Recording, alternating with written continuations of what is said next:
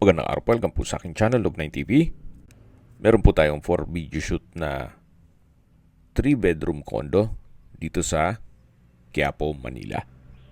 Sa ngayon, ito na munang video ni owner ang gagamitin natin para at least may idea na kayo sa mismo property.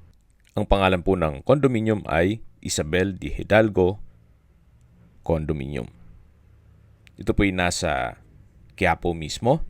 May floor area na 48 square meters. May 3 bedrooms. Ito po'y furnished. Then may dalawang split type aircon.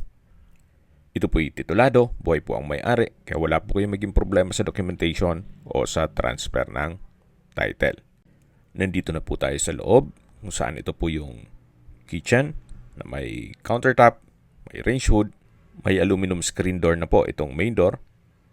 Then may wall-mounted cabinet. Ito naman po yung living area na meron pong center lamp. Then drop lights. At dito naman po yung glass window with security grill na meron pong overlooking ng Manila. Pati po Malacanang Palace. Yung University Belt. Yan ang CEU, FEU, UE, San Beda, at iba pang universities. Ito naman po yung hagdan na papunta naman sa mga kwarto. Ito pong condo unit ay kaka-renovate lang, kaya wala po kayong ipapagawa dito.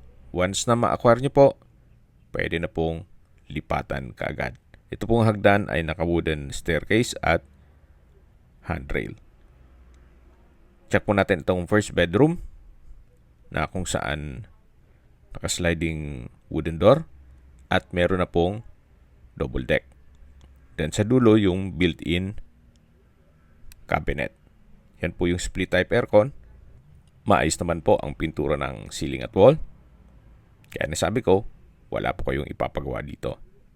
Then meron din pong glass window. At dyan naman po yung balkonahe.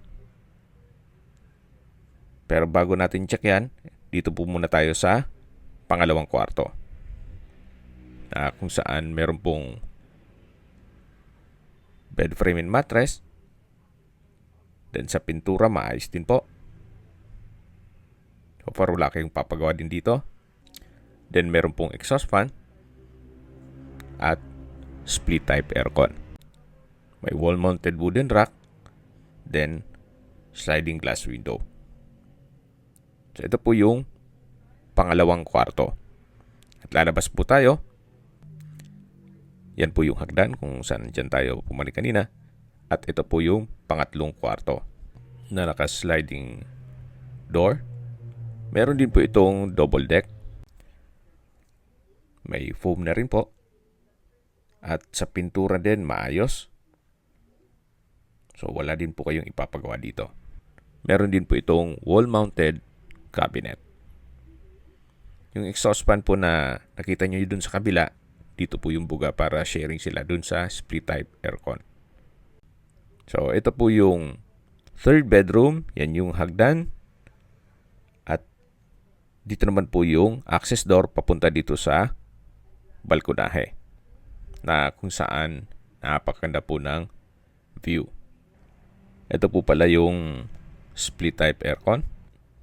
Motor o pump. Tungayan nyo po ulit.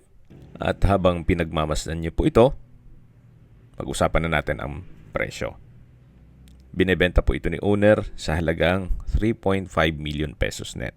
Ibig pong sabihin, si buyer po ang sasagot sa lahat ng taxes at expenses with regard to documentation. Kung may mga katanungan po kayo, tawag lang po kayo sa aking numero. At sa mga kababayan naman natin na nasa ibang bansa, meron po akong Telegram. Sa mga iPhone user naman, may iMessage. Meron din pong Imo, Skype, Viber, at WhatsApp. Same number lang po, 0917-316-3399.